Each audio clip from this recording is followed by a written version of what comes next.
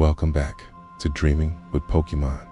If our stories help you fall asleep, or if you simply love quiet nights in the Pokémon world, feel free to subscribe. It really does mean a lot to us.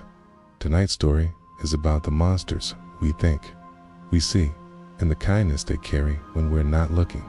It's a dream of things left behind, of soft lullabies and stitched memories, of creatures who only wanted to be held, even if they had to wear a mask to do it.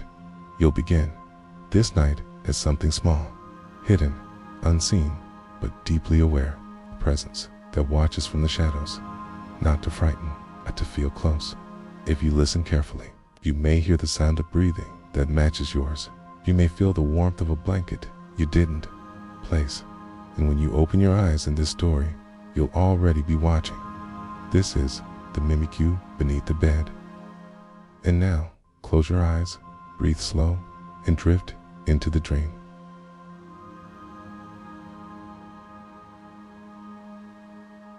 You do not remember being born. There was no warm egg, no glowing light, no forest full of whispers to welcome you. Your world began in silence, not peaceful, but distant, as if the wind had forgotten your name before you even had one. You remember? Fabric, scratchy at first, then softer with age, frayed seams near the edges. A bow of twine around your neck, tied in a way that tickles when you move. Your body is not quite yours. It's borrowed, made, and that's all right. You've never known anything else.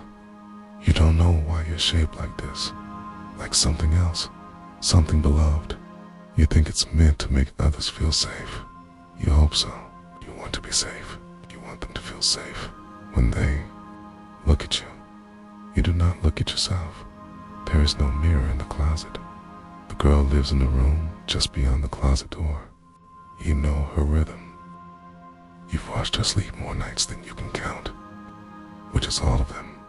She moves like music, fingers twitching as she dreams, toes curling beneath the blanket when she's cold. She doesn't know you're watching, but she senses something. Some nights, she turns toward the closet, as if expecting company. You never leave it, not fully. You don't want to frighten her, so you stay in the dark, but you hum a quiet sound, half sigh, half song, meant only for her. It mimics her breath, in, out, slow and steady, gentle and low. Sometimes, when the wind is loud, you hum just a little louder to help her sleep. She wasn't always this calm. There was a time when she feared the dark. You remember? She would cry when the lights went out, whimper beneath her blanket, call for someone, anyone, to come turn the closet light back on. But no one came, so you did something small. You shifted your shape. You tilted your head. You leaned just enough that your silhouette would show barely visible line. The moonlight spilled through the window, and when she peeked from beneath her blanket, she saw you, or what she thought was you, and she stopped crying. It happened again the next night, and the one after that. Soon, she started whispering into the darkness, just soft, sleepy things, not meant for anyone, but still, you heard them. They brushed against the inside of your disguise and made your hidden self ache with something warm. One night, she whispered, "I know you're there." You didn't move, but your thread pulled tight with joy. You wanted to leap into her arms. You wanted to speak, to say, "Yes, I'm here. I'm always here." But that wasn't the deal. The deal was, stay hidden, stay quiet, stay safe. So you hummed, and she smiled, and that was enough. You do not sleep, not the way she does. You do not dream. But sometimes, when the night grows very still, and her breathing falls into its deepest rhythm, you feel something like a memory. It curls up inside you like a blanket too soft to resist. Not a dream exactly, but a shape made of warmth and shadow. In that space, you imagine what it would feel like to be touched without flinching, to be held for what you are, not for what you pretend to be. It's a small wish, so small, you keep.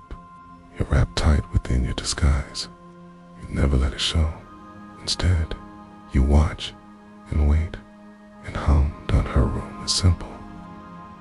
A bed with stars on the sheets, stuffed Pokémon lined up on a wooden shelf, a lamp shaped like a clay fairy, its soft glow dimmed every night before she sleeps. There are pictures on the wall drawings she made, some of herself, some of faraway mountains and trees, and one, just one of you. You didn't know what to make of it the first time you saw it. You stepped carefully out of the closet while she was at school, only for a moment, only to see doubt there.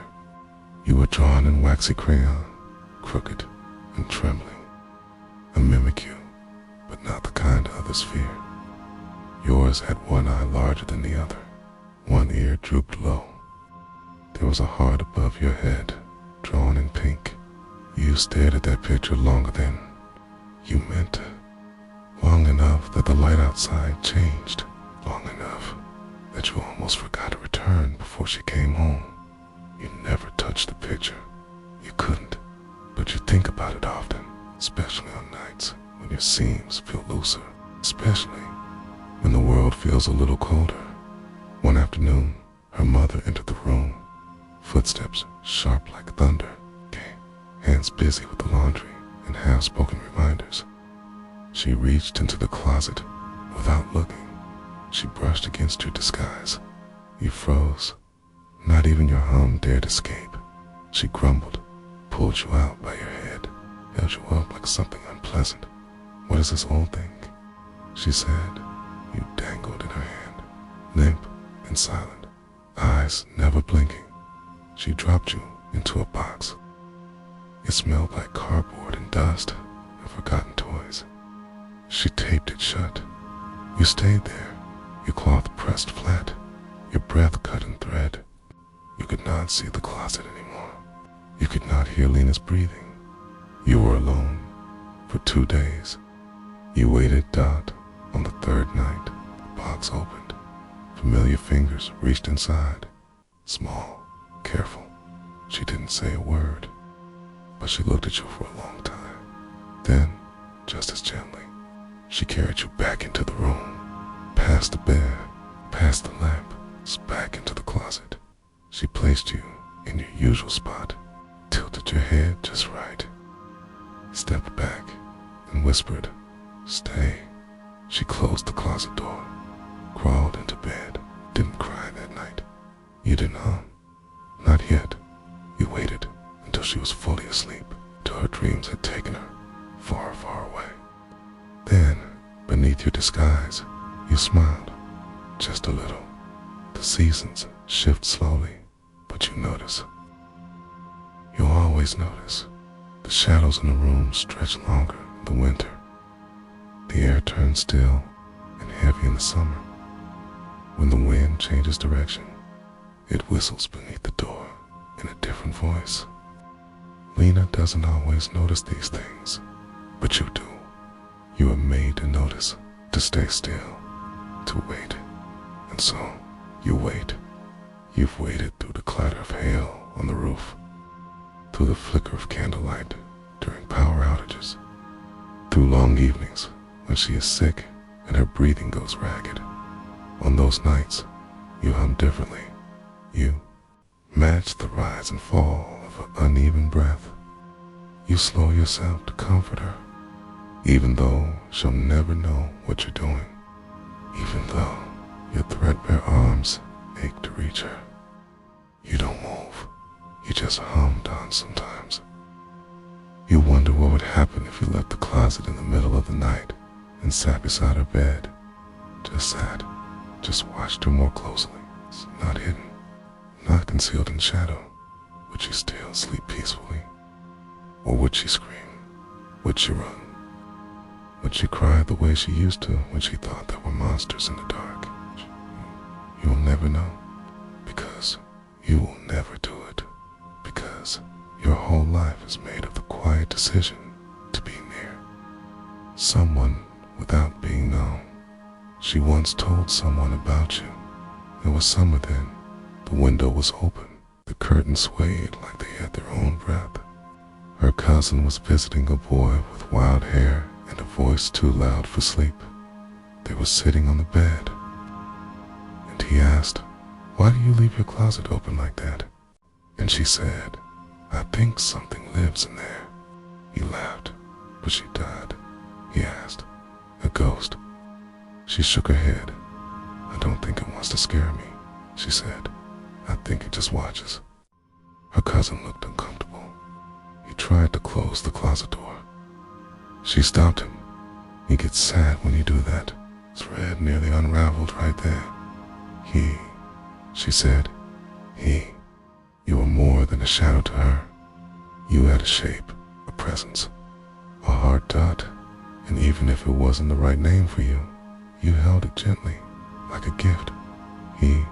That night, you didn't hum. You were too full. It's not of sound, but of something else. She had seen you, not with her eyes, but with something deeper. I thought, if I could cry, I would. Instead, you pressed yourself closer to the corner, held your disguise tighter around you, and hummed again when the wind called for it, just a little softer. One morning, she woke up before the sun. You could feel the difference instantly. The room was still asleep, but she was not. She sat up, slowly, and looked toward the closet. Her eyes were clear, not scared, not surprised. She whispered, "I know you're real." You didn't move, but your shape in the shadow, it leaned forward, just barely. She didn't scream. She didn't run. She just lay back down and turned to face you. The covers rustled. The air was cool. And you began to hum. Your world is a quiet one. You don't know the rush of forests or the chatter of cities. You never touched the soft edge of a riverbank or watched a flock of wingle trace the sky. Your world is shelves, it's carpet, wooden floorboards, and the hum of distant appliances. Your sky is the ceiling.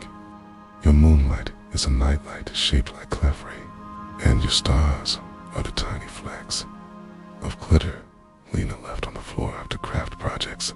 But you are not sad. There is peace in knowing your place, in being part of someone's everyday life, even if they never say your name, even if they never quite look at you fully. You exist between moments.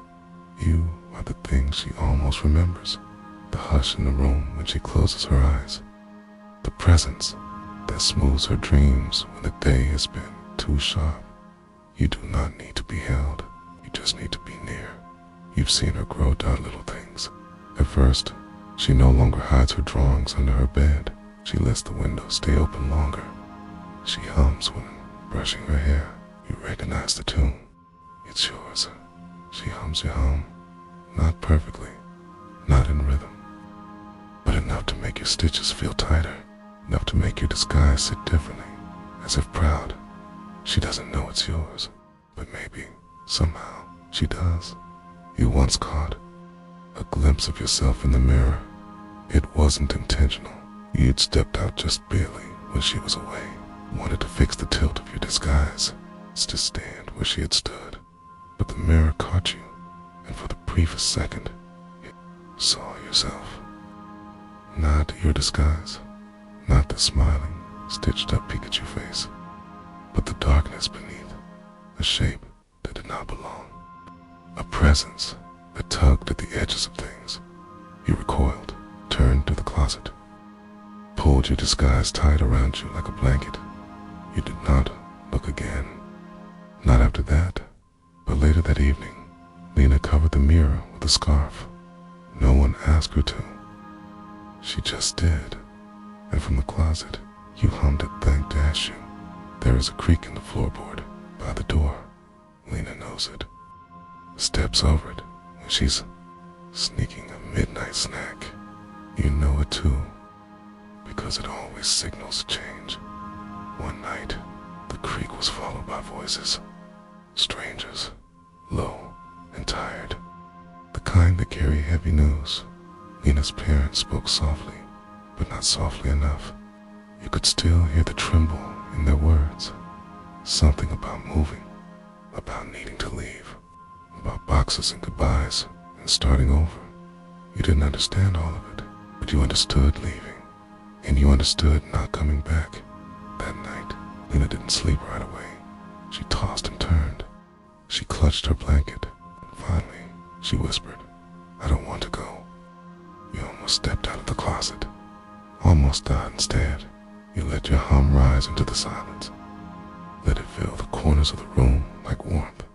Eventually, she fell asleep. Her fingers relaxed.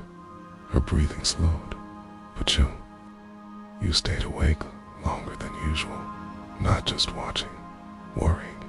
You wondered what would happen to you if the closet disappeared, if the house changed, if a room no longer had a space for your shadow. Would you fade? Would you stay behind, stuck to the walls like old dust? Or would you follow? You didn't know. Ops types were good at staying. It's not always good at going. But you knew one thing. If Lena needed you, you would try, even if your stitches unraveled. Along the way, the packing began slowly. Boxes appeared. Shelves grew bare. Drawings were taken down one by one, rolled or folded with care. The picture of you, the crayon one with the little pink heart, was the last thing she took off the wall. She didn't put it in a box. She tucked it into a small notebook, right between the pages. You felt a strange kind of pride, also a kind of grief, because it meant she remembered. But it also meant she might forget. One afternoon, the closet door stayed open longer than usual. She stood in front of you, not quite looking, not quite avoiding your gaze either. She whispered, "I don't think I can take you." You didn't move, but you seemed strained. She reached toward you, fingers hovering close, then pulled back. Tears rimmed her eyes, but she blinked them away. "I'm sorry, Wayne," she said, and then she walked away. That night, you stayed in the corner. You didn't hum, you didn't shift. You just sat there, alone in the quiet, while the room emptied piece by piece. The stars on her bed sheets, the glow of the clefairy lamp, the scent of her hair when she leaned too close to the closet. All of it faded, and you wondered if a ghost watches long enough, does it become the thing being left behind? The house fell silent in a way it never had before, even in the deepest nights. There had always been something, a creak, a cough, a shuffle in the hallway, the whisper of dreams across the bed sheets, but now there was nothing. No light in the hallway, no voices downstairs. It's dust and dimness and the faint scent of goodbye. You stayed in the closet, still and small, listening for her return, but the door didn't open. Not that day, not the next. The sun rose and fell through the same slanted window. The stars blinked behind thin clouds. And still, you waited. Your hum, once gentle and rhythmic, faded into silence. The house no longer had a rhythm to match. Eventually, the sound of footsteps returned. Not hers. Boots, not socks. Loud, quick, purposeful. Strangers entered the room. Tall, hurried, with hands that didn't pause to notice things. They opened the drawers, pulled down curtains, talked in sharp, echoing voices. One reached into the closet. You froze, as always. The hand hovered near your side, then passed by. A box was shoved into your space. Tape, cardboard, dust. They were cleaning the house, preparing it for someone new. Not for you, and not for her. That night, when they were gone, you stepped out.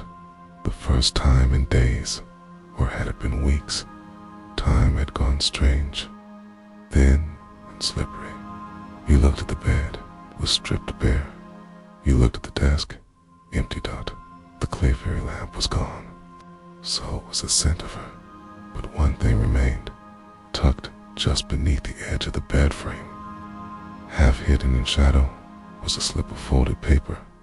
You approached it slowly, pressed your fabric fingers to the edge, opened it without opening it, just felt what was there. The crayon lines, the crooked ears, the pink heart. She'd left the picture behind, not by accident, but like a footprint, like a promise. That night, you returned to the closet, not because you had to, not because there was anyone to watch, but because that was where you belonged. It was where you had always waited, and maybe, just maybe, it was where she might look for you if she ever came back.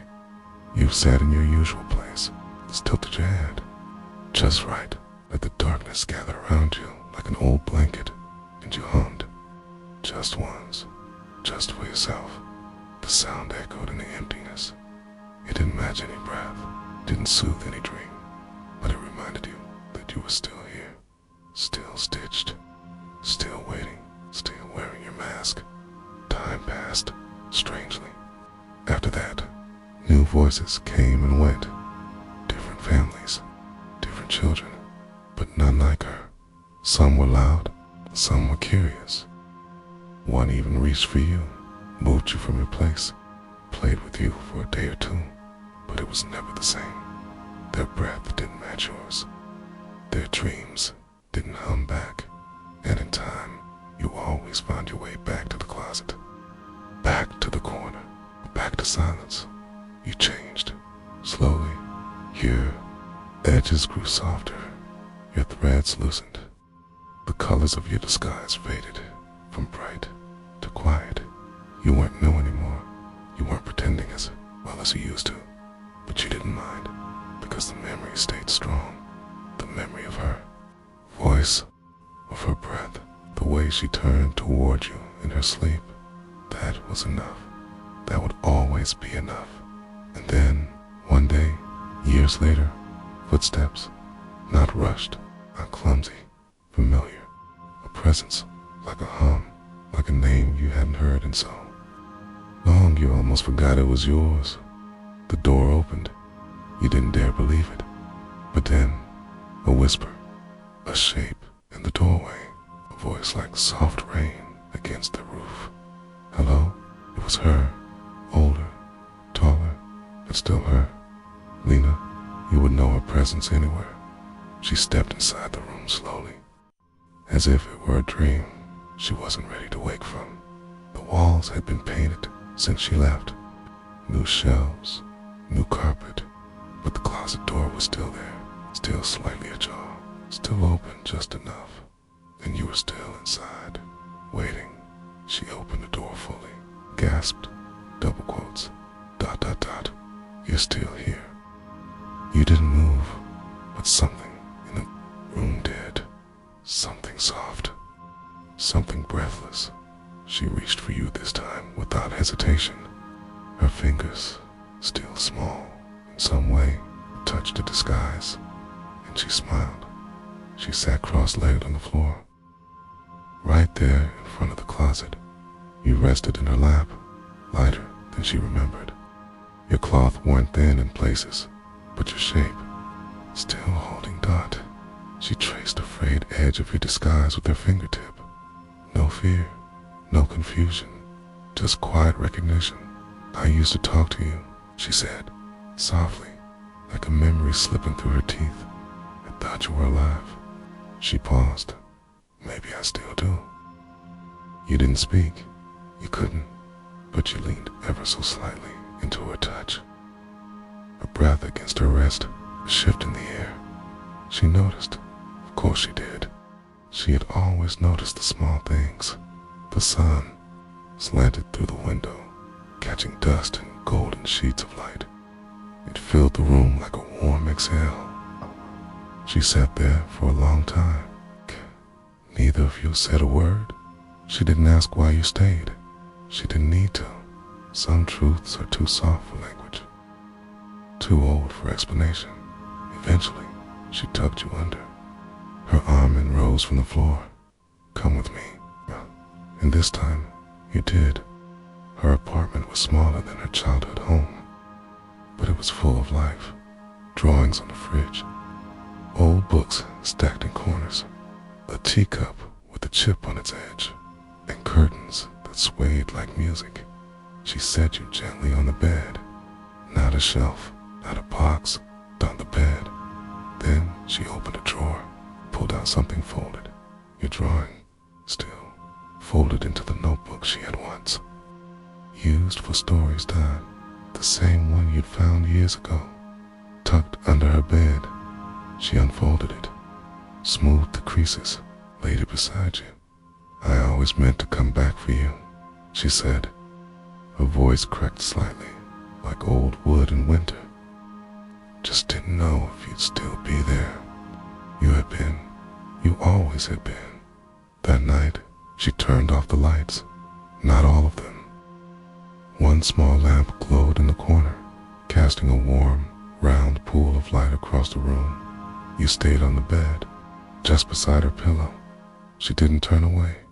She looked at you, and in the silence, you began to hum again, a sound she had not heard in years.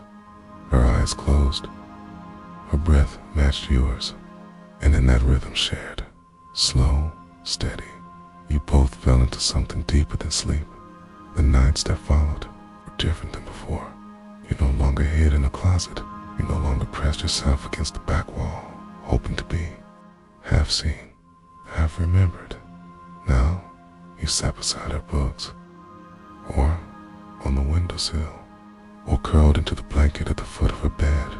You became part of her life again, softly, gently, not as something frightening, not as something forgotten, but as a presence that brought comfort.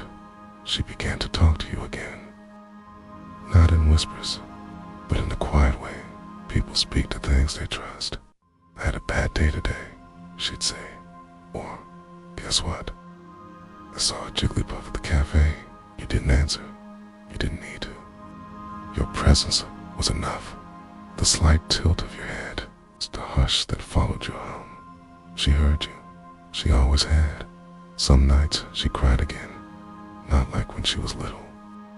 These were quieter tears, grown-up tears, not about loneliness, about things that hadn't gone the way she hoped, so about time moving too fast. You sat close in those nights. Your fabric touched her wrist. Your hum matched her breath, and when the storm inside her passed, you tilted your head. Just a little, just enough to remind her that she was never alone. Not really. One morning, she took you outside, not far, just onto the small balcony above. The street, the sun, was gentle that day, filtered through clouds, the color of soft wool. Breeze moved through your cloth, a sensation so unfamiliar it felt like waking from a long dream. You sat in her lap. She drank tea from a chipped mug, and together you listened till the world voices drifted up from below. Pidgey passed overhead. A scent of warm bread wafted from a bakery nearby. For a moment, you imagined what it might be like to walk beside her in the open, to be seen, to be part of the world, instead of something that belonged to shadows and closets. She looked down at you. "You've always been there for me, haven't you?" You didn't move, but inside your disguise, something stirred. Something like a nod, something like hope.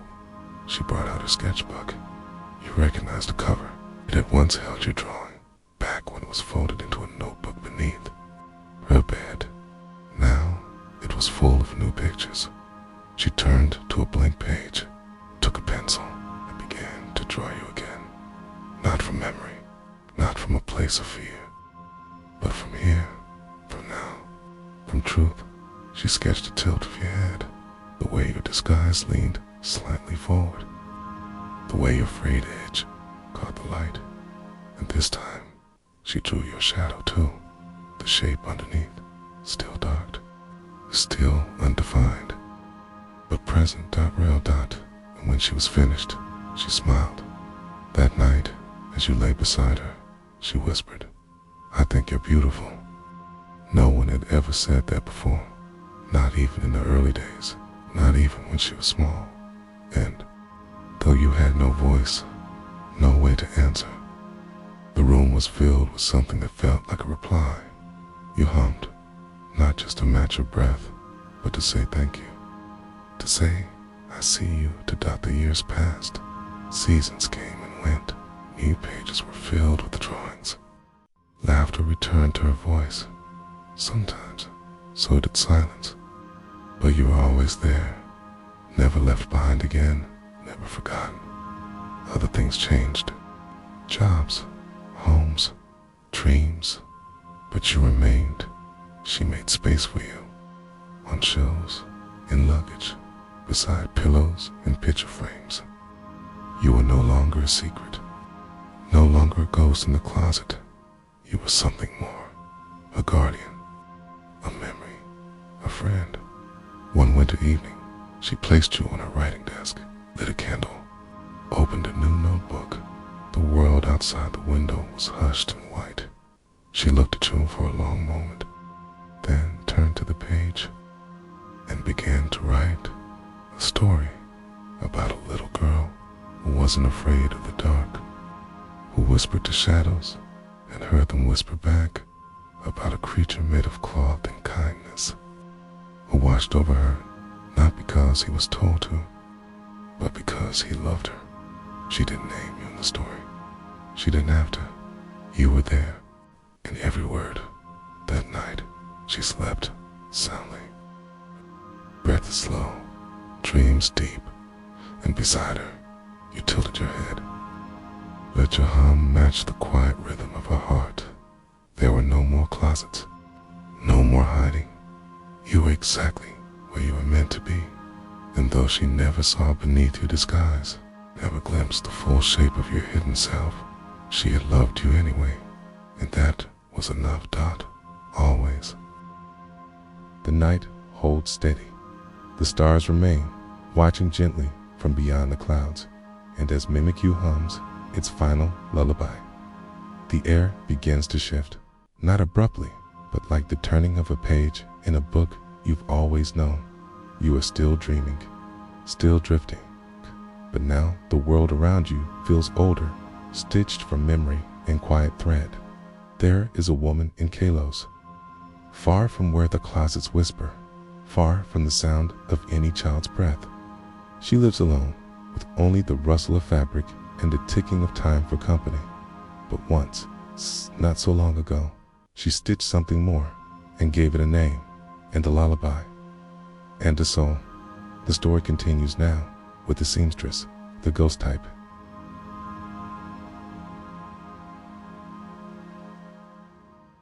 There was once a woman who lived on the quiet edge of Lumio City, where the cobblestone streets grew soft with moss and the lamplight flickered like memories.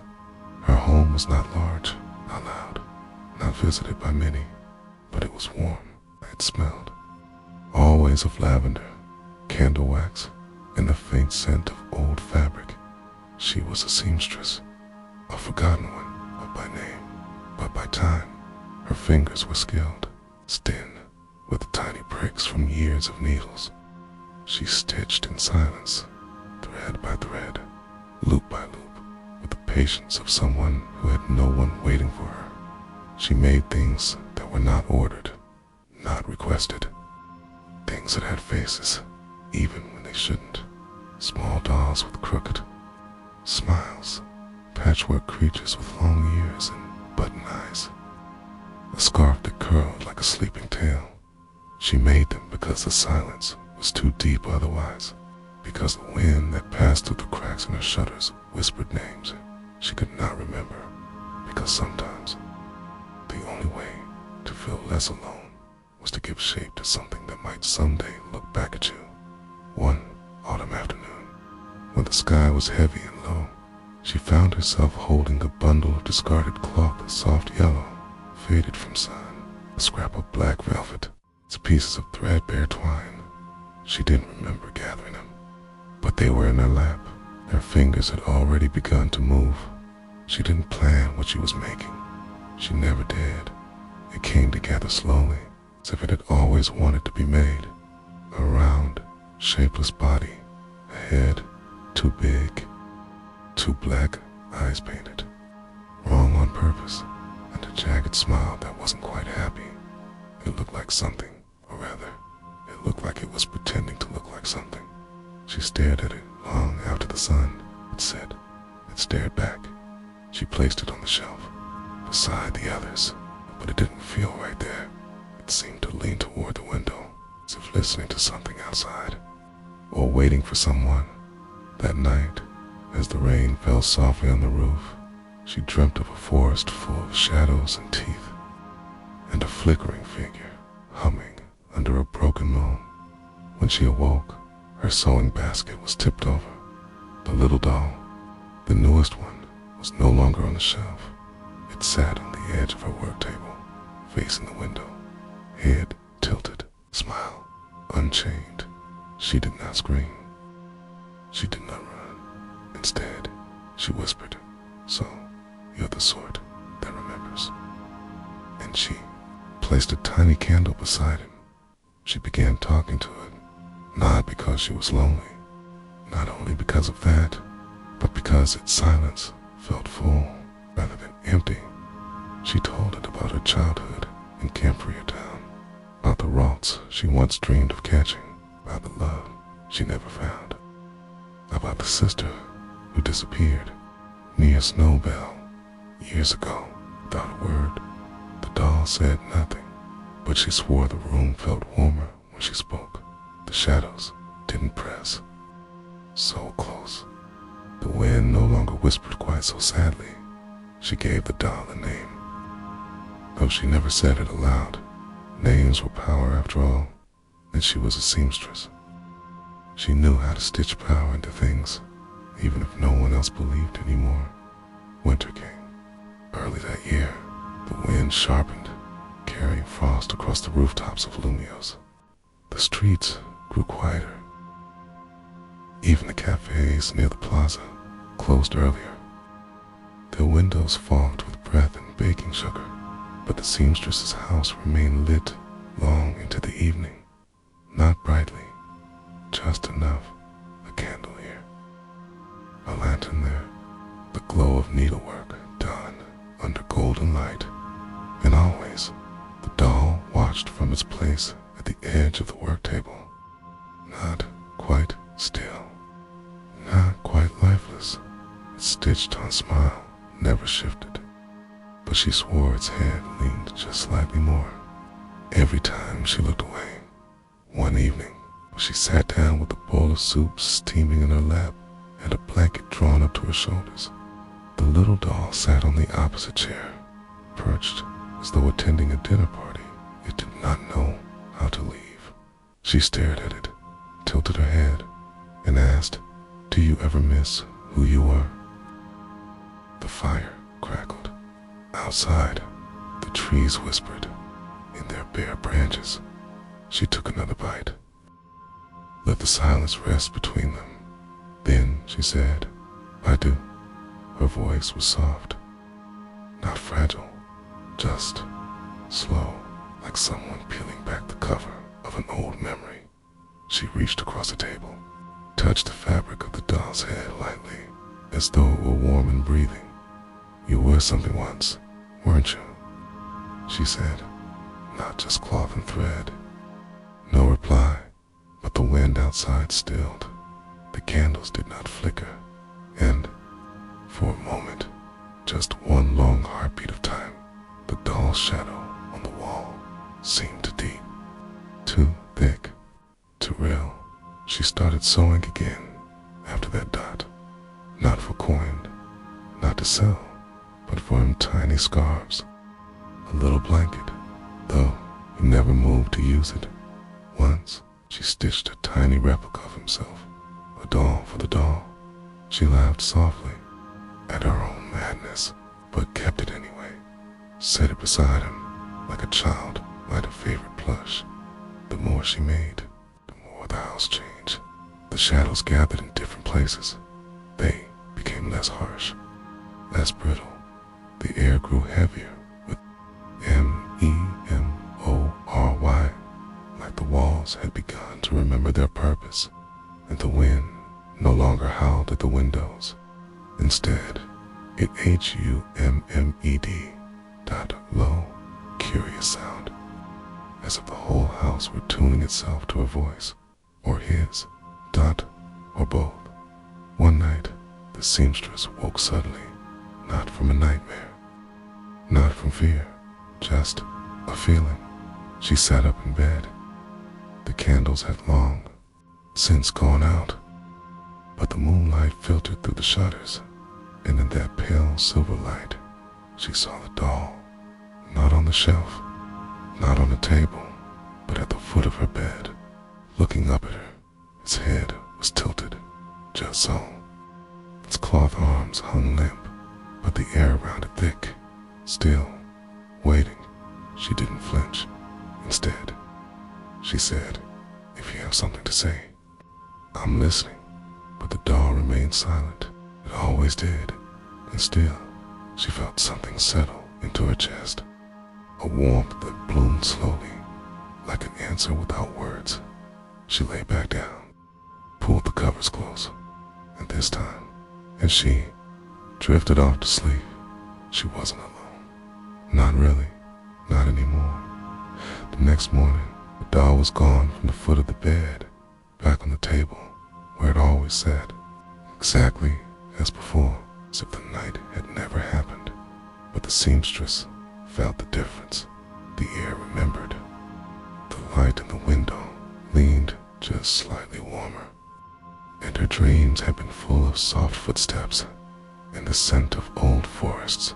She poured tea for two that morning, one cup beside her sewing kit, the other she placed near him.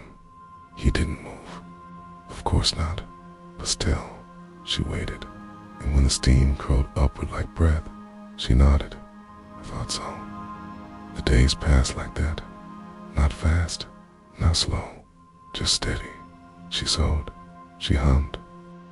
He sat nearby, listening once. A young neighbor came to ask about mending a sleeve. The girl stepped into the seamstress's home, then stopped short when her eyes landed on the doll. Is that yours?" she asked. The seamstress didn't look up from her stitching. "In a way," she said. The girl shivered, but didn't ask more. She left quickly and didn't return. That night, the seamstress chuckled to herself. "Do you frighten people on purpose?" she asked him. She expected no answer, but a gust of wind slid through the shutters, rustling the edge of her shawl. The candle flame flickered once, calmed. She sipped her tea. "I'll take that as a maybe." She began to dream more clearly. Now, not the faded, drifting dreams of the elderly, but sharp ones, alive. And one, she stood at the edge of a foggy pond, a rose at her side. Its red horns glowed like coals under the mist. In another, she walked through a city that had no sky, only stitched clouds and lanterns made of buttons. Everywhere she went in these dreams, she heard it, the faint rustling of fabric behind her, a soft hum beneath the wind. She never turned around. She didn't need to. She knew who followed, and in her dreams, she was never afraid. One afternoon, as clouds gathered over Lumios, she took a needle, a thin, curved one made of bone, was passed down from her grandmother, and began stitching something new. Not a doll, not a dress, a covering, a second layer, something to go over what already existed. The doll sat nearby, watching. She didn't explain, didn't need to. Her fingers moved like they were remembering something older than memory. Each loop and pull of the thread felt like a heartbeat. She wasn't creating, she was revealing. The sun dipped lower. The clouds opened. Rain pattered gently against the glass. final stitch was tied off, she turned to him, held out what she had made. A cloak, soft and black, the kind you give someone who needs to be seen without being exposed. I thought you might be cold, she said. And for the first time, though the doll didn't move, she felt not just warmth, not just presence, but something close to gratitude. It filled the room like thread through a seam, holding everything together. That night, she placed the cloak gently around him.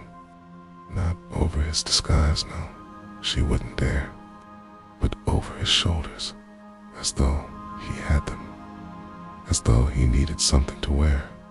The fabric settled with an ease that surprised her, like it had always belonged to him, like it had been waiting. The doll didn't move, but the seamstress could feel the weight of something shift in the room. It was like pressing the final stitch into place and watching the whole piece come alive. She sat in silence for a while after that.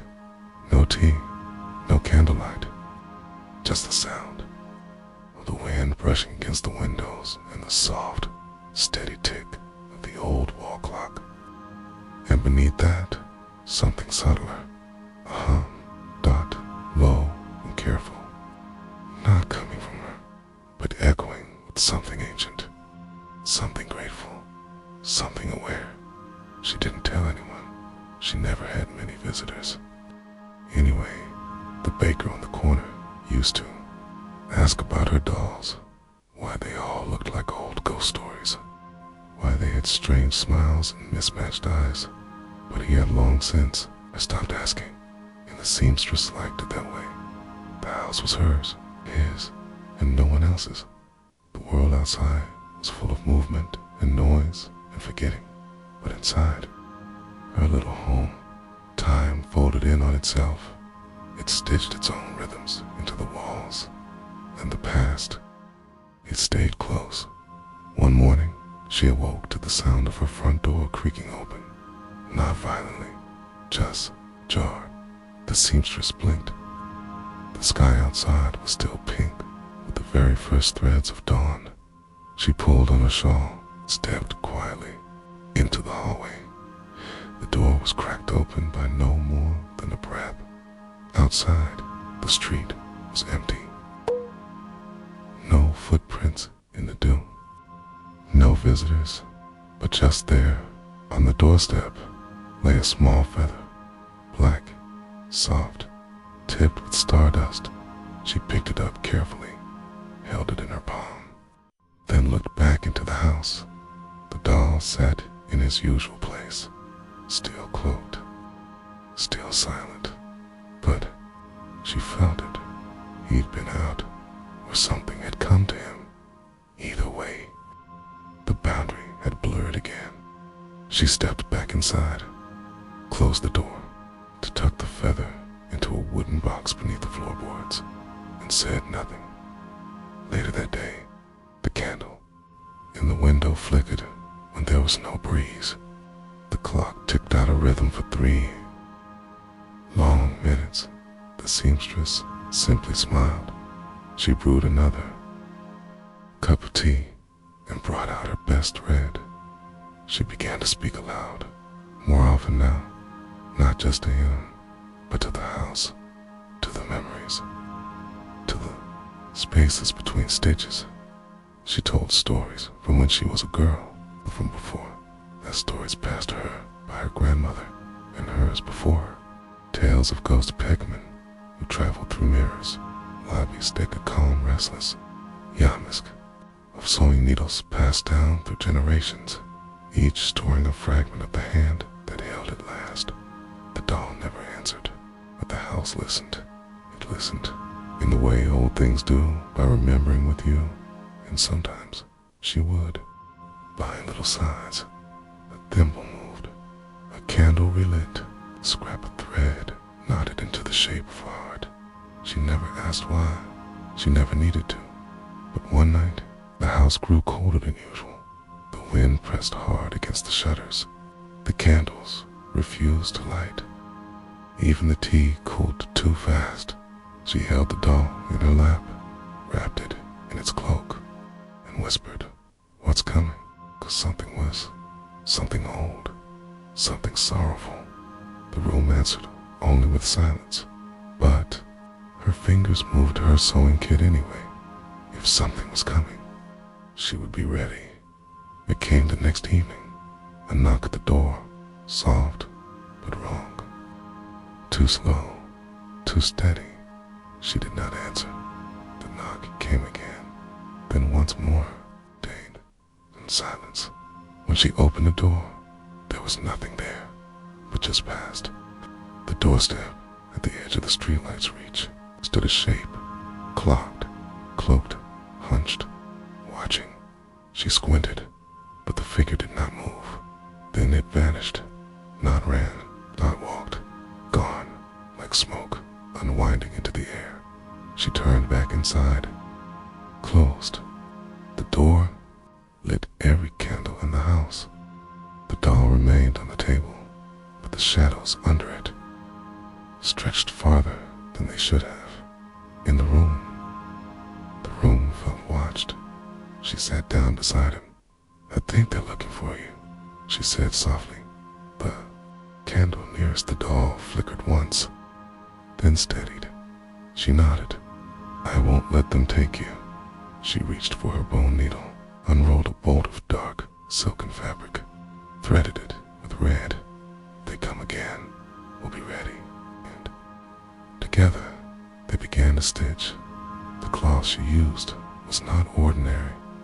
It had been set aside long ago, saved for something special, night dark, with tiny silver threads, almost invisible unless you held it to the light.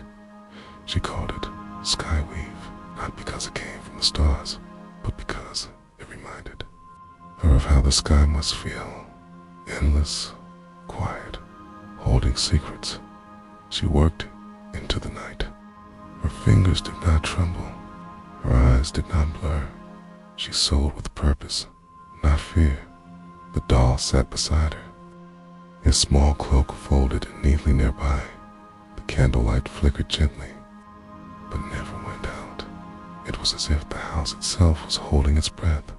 When she finished, she held up the new creation, a robe longer than before, flowing, lined with runes only she could read, her grandmother's symbols, charms of protection and remembrance.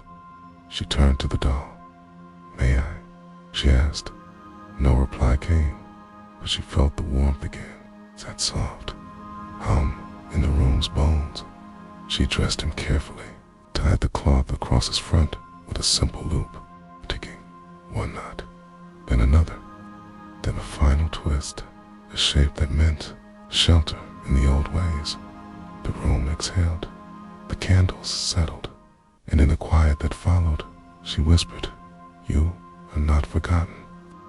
The days that followed were calm, oddly so. No more knocks, no more shadows at the door, but the stillness had a weight to it, like the world was standing just outside the window, waiting to see what would happen next. She took the doll with her from room to room, not cradled, not hidden, but present, as if he were her shadow. She placed him near the window when she read, at the hearth when she cooked, at the table when she spoke old stories to the flame.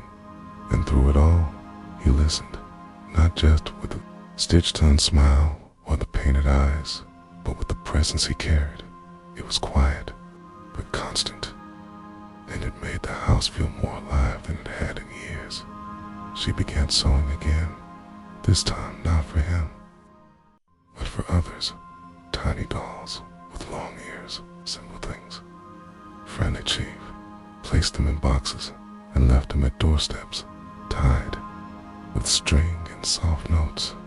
She never signed her name, but people knew, and slowly, children stopped fearing her windows.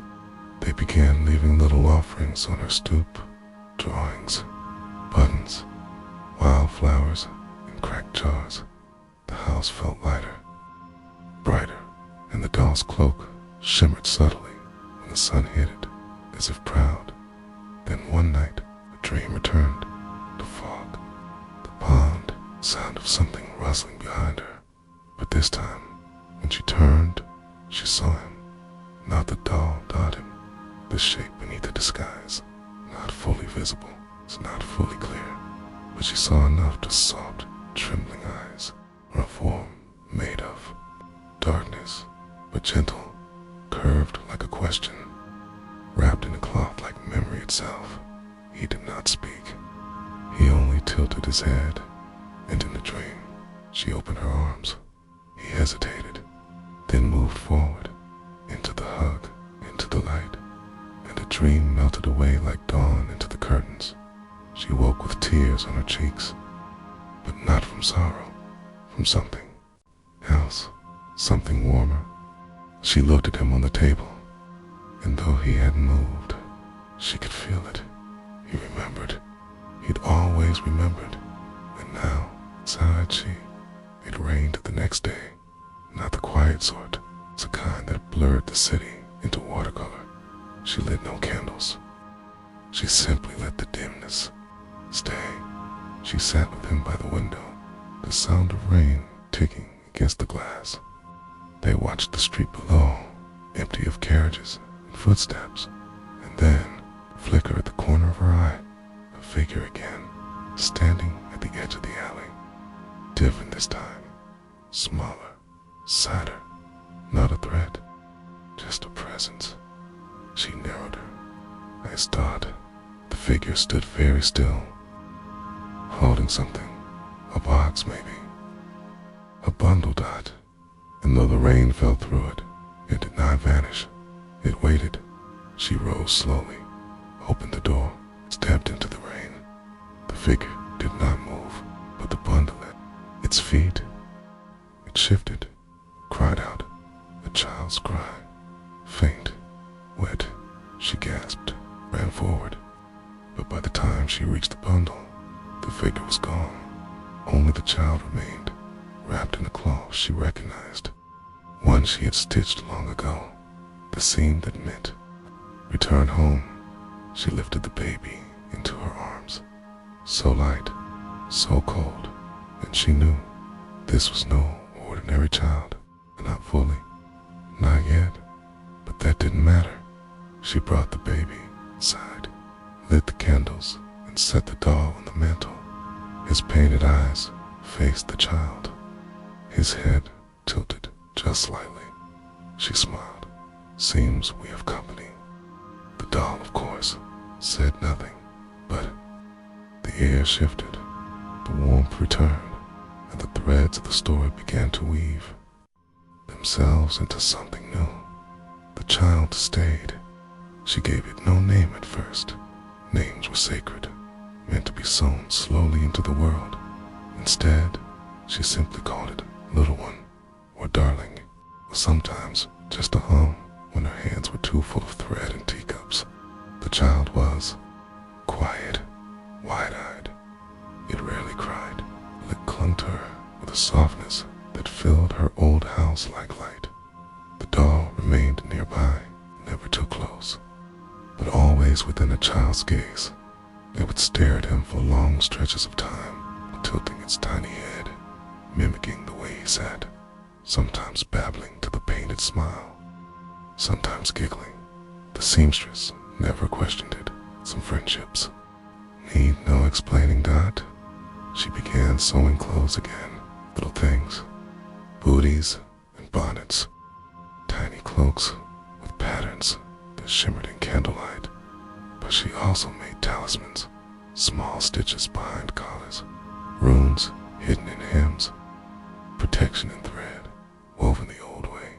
And as she sewed, she told the child stories of ghost types who guarded forgotten towns, of lullabies sung in empty ruins, of dolls that came to life to protect those who had been left behind. The child listened, watched, and smiled. The doll sat on the mantel and watched. 2 seasons turned. The city blossomed, then softened into winter again. And again, the child grew, not fast, not like others, but steady. Each year stitched deeper into the seams of the house. The townsfolk began to speak of the seamstress again, but now they spoke with gentler voices. She's kind, they said. She watches over children, makes dolls that keep away nightmares. And though few dared knock on her door, the steps outside were never empty. Offerings, notes, gifts left. In gratitude, some believed the dolls she gave carried a part of her spirit. Some believed it carried something older. Neither were wrong. The child learned to sew small, clumsy stitches at first, but with time, they grew steadier. The seamstress watched patiently. The doll, still silent, seemed to lean closer whenever the child picked up the needle.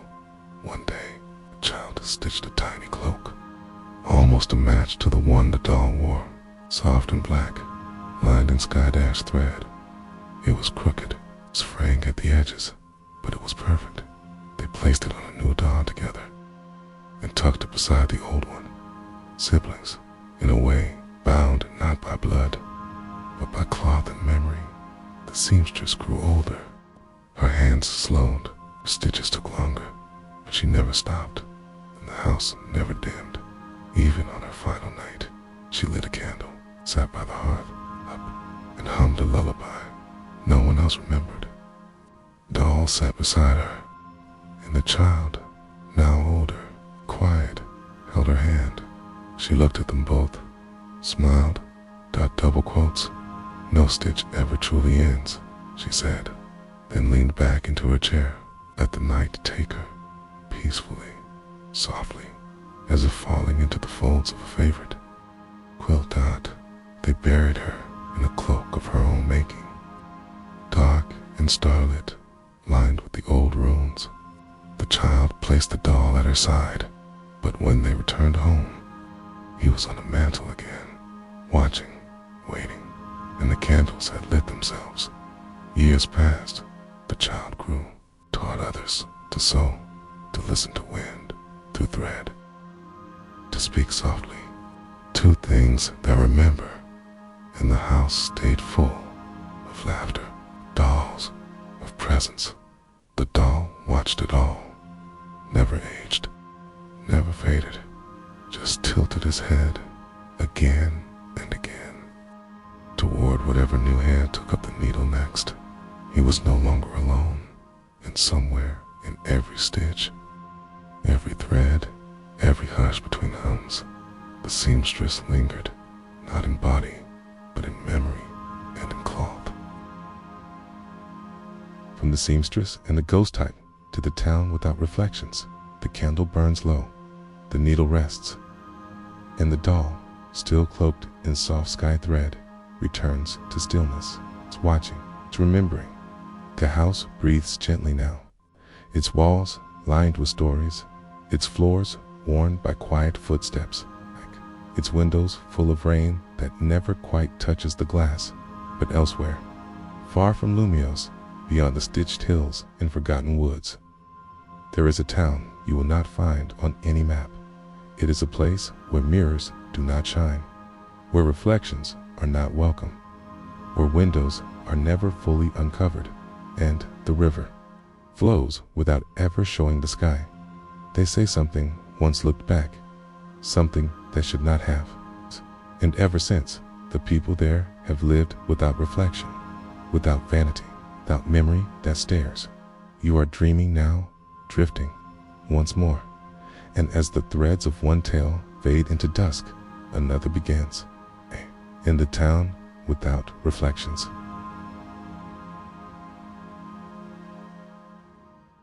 They say the bell tower sings only to those who still remember the fire, not the fire itself, the silence after the smoke that climbed into the sky like forgotten prayers. The poles of the brass tower still glowing with ghost light as the wind carried the smell of burnt wood across Giotto. That was long ago. The ashes have long since been swept. The brass tower is gone, but the bell tower still stands. And some nights, if you press your ear to the floor, can hear its twin whispering from the dirt. Aika was young when she first came to the Bell's Tower, just past her 12th summer. Quiet, curious, and reverent in the way children are when the world is bigger than they understand. She was not from Ekritake. She had no memory of the fire, but she knew the story. Everyone did. 2 towers once stood, the Brass Tower and the Bell Tower, who perched upon one, Lugia upon the other. Then came the storm, the lightning, the flames, and 3 Pokémon identified. In life, perished in the inferno. When the skies cleared, Ho descended, and from the ashes rose Enti, Rako, and Sukin. They ran, and Ho vanished, and no one has seen it since. The monks in the tower never spoke this story aloud. They didn't need to dot it. It was carried in the way they lit the candles, in the hush between prayers, in the way their eyes lingered on the charred floorboards. No one replaced. Aika swept those floors each morning, listened to the wood creak, felt the heat still clinging to the grain, like the memory of fire never left. And sometimes, just before sunrise, she swore she saw soot on her fingertips. She never told the others. Not about the soot, not about the chime, because that was the other thing. Every so often, just before midnight, Aika would hear a sound from the top of the tower. Not loud, not bright, just a bell. One note, like someone striking it with a finger, hesitant and soft, almost apologetic. She asked one of the monks once, "Brother Mune, do the bells ever ring at night?" He looked at her for a long moment, then smiled gently. "Not unless someone asks them to." That night, the bell chimed again. She lay in her cot beneath the eaves, blanket pulled to her chin, eyes wide open in the dark. One note dot, then another, not quite regular, not quite music, just remembering. She got up, stooped out barefoot across the old wooden planks, opened the sliding door, and stepped into the hallway. The floor beneath her was cool, but not cold, and the scented wasn't smoke. It was rain, dampness in the wood, a storm that wasn't there. The tower, remembering, calling. She padded toward the stairs. The flame of her lantern barely flickered. The chime came again. From high above, she hesitated at the first step, then placed her foot on the stair. It didn't creak, not this time, and so she climbed upward, toward the bell that no one rang.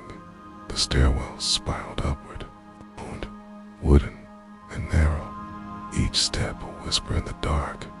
Her lantern cast long shadows on the walls, shadows that didn't always move when she did. Outside, Kritak slept. The city had long grown used to silence.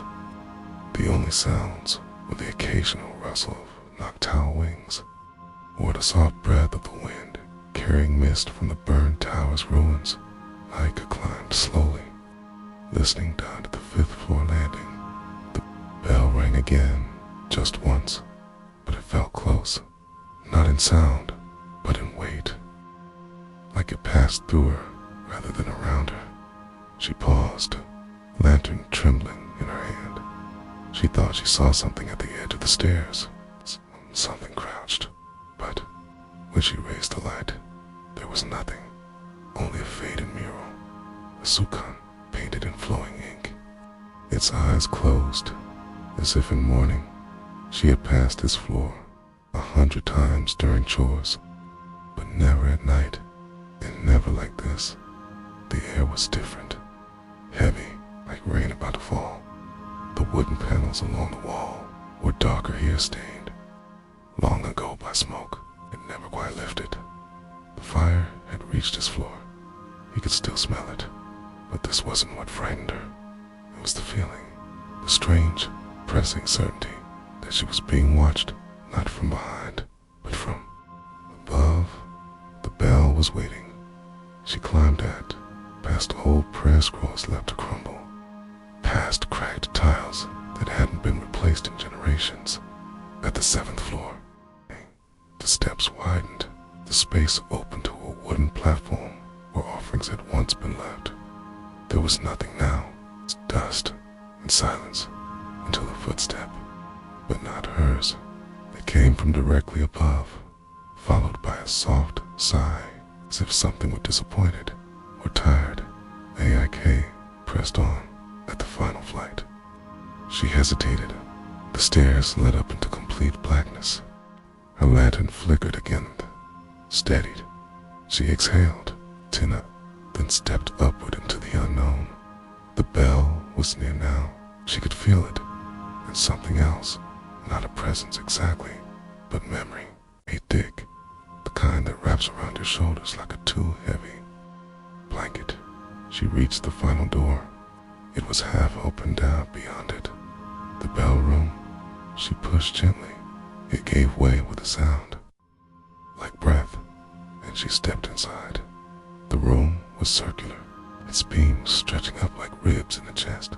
The great bell hung at its center, suspended by ancient chains that hadn't rusted in years. Her lantern light caught motes of dust dancing in the air, slow and silver, and beneath the bell, there was something on the floor, a blanket, a small one, folded neatly, like someone had been sleeping here, or waiting. Her breath caught. Aka had never been this high in the tower at night, not even during festivals. No one was allowed after sundown, and after midnight, especially after midnight, the rule was sacred. So why was there a blanket here? Who had been here? She stepped closer. The bell loomed above her, silent now. As she reached the blanket, her lantern flared, and she saw it, a burn mark in the floorboards, black and circular, faint but unmistakable, and within its outline, 3 shapes had been etched long ago: a paw, a claw, and a hoof, all pointing outward, all fleeing the center. Her heart beat louder. The legend, this is where they died, where empty, Rekol, and Supin had fallen and been reborn. The bell rang, soft, single, sad, but she hadn't touched it. She stepped back. The blanket was gone. In its place stood something else, a shimmer, like heat rising off pavement, and within that shimmer, 3 silhouettes, not clear dot, not solid dot, just the tall form of Bedtime, the sleek line of Sukan, the flash of Raikol's mane in stormlight. They didn't move. They didn't breathe. They simply stood, as if waiting, watching her. Aka fell to her knees, not in fear, not quite, in reverence, in grief. She had heard the stories. Everyone had, but this was not a story. This was presence. Asterisk, the air buzzed faintly, like electricity, across skin. The tower creaked, but not from wind dot, from memory. She whispered, without knowing why, "I'm sorry." And for the first time that night, the bell rang, not above her, but from within. The bell's echo faded slowly, folding itself into the beams of the tower like it belonged there, like it had always been waiting. Aka remained kneeling. She was afraid to speak again, not out of fear, but respect. The figures beneath the bell had changed. They weren't shaped like beasts anymore. They were light now, soft outlines, 3 flames wavering in place, as if someone had drawn them with breath on glass. And then, one by one, they vanished, but something remained. On the floor where the blanket had been was a single feather, red, gold, and glowing faintly from within.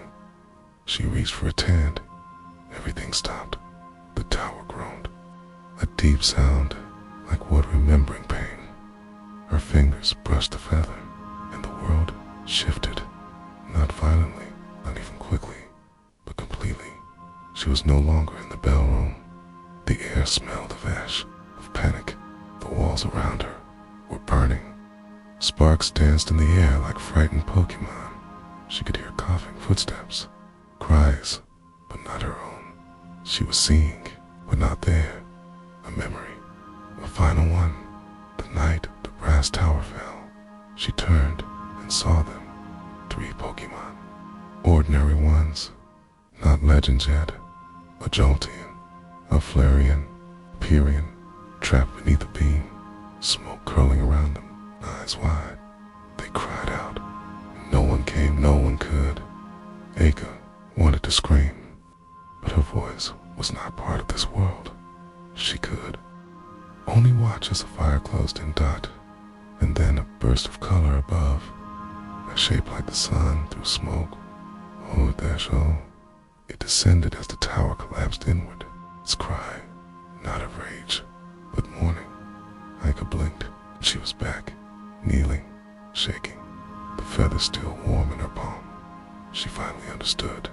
The 3 beasts had been ordinary ones, loved, loyal, dot, and then gone, only to rise again, changed, sacred, but still haunted by how they'd been lost. Morning was near. Ika knew it not from the sky. She hadn't seen it in hours, but from the stillness that came before dawn. The tower was holding its breath again.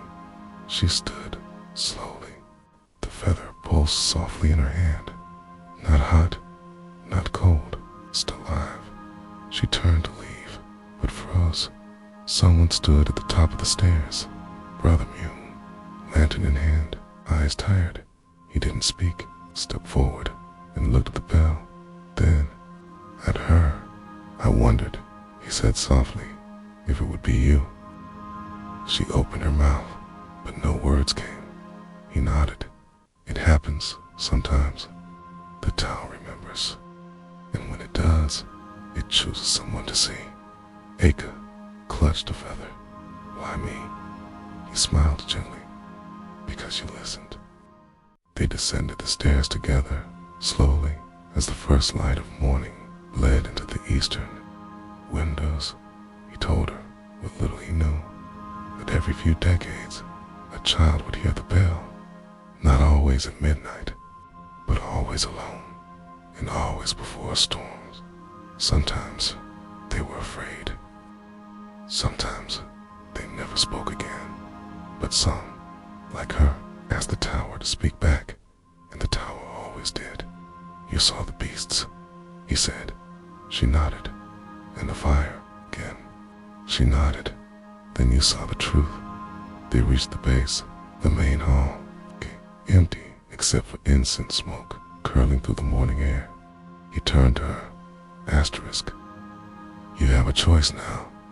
You can forget or remember. She looked at the feather. It was fading now, returning to stillness. I want to remember. He bowed and did not smile. Then the tower remembers you too. The feather was gone by. Sunrise, she hadn't lost it. It had simply ceased to be dot. The warmth of it lingered in her hands for hours, like a secret, like a farewell.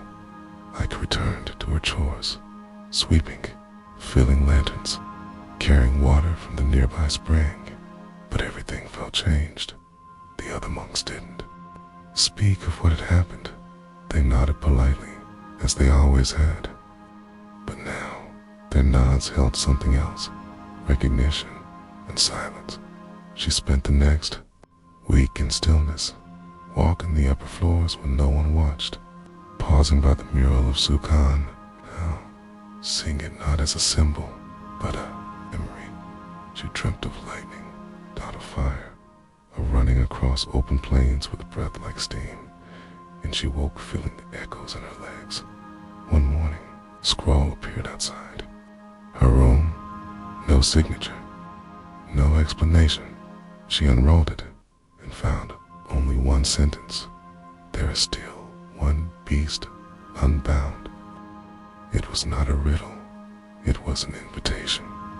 Outside, the trees swayed, a tower side, and Aka, with no bell ringing, knew it was time to go down AIK left before sunrise. Not through the main gate, but by the quiet side path where moss-covered stones marked the old pilgrim route between the bell tower and the ruins of its fallen twin. No one stopped her. No words were exchanged, but she knew she had permission, or perhaps something deeper than permission, a calling. She passed under old trees, whose roots gripped the earth like sleeping hands, past wild night, perched on shrine roofs, blinking at her softly dot, and all the while, her ears strained for the sound she hadn't heard since that night, dialed the bell. But there was only wind. The burned tower stood in the west, skeleton of memory, half eaten by moss and silence. Locals avoided it. Children dared each other to step inside, but few ever did. The stories were too thick, too heavy, that this was where the fire began, that this was where the beasts had died, that some part of them still lingered.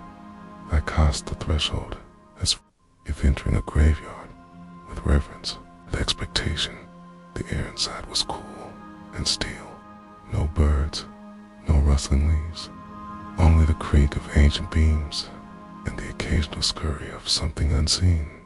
She walked the perimeter, touching the charred stones, letting her fingers trail along forgotten carvings.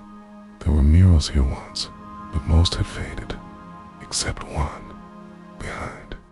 A collapsed support beam, half concealed by lichen and ash. A painted wall remained, 3 figures, fleeing flames. But just above them, a fourth shape, not whole, not Lugia, something formless. A shadow behind a fire dot. Watching, she stared at it for a long time. Something about the outline stirred her. It wasn't a Pokémon she knew, not legendary, not recorded, but it felt ancient and sad. She reached out to touch the mural and felt something pull back, not physically, but like her own memory recoiling. A blink, and the mural was gone. Just stone now, deep and cracked. She looked down, and the dust at her feet was a single footprint. Not hers, not human. It was a paw print, large, round 3 toes, pressed deep in the soot fresh. She knelt beside it. The moment she did, a cold gust swept through the tower.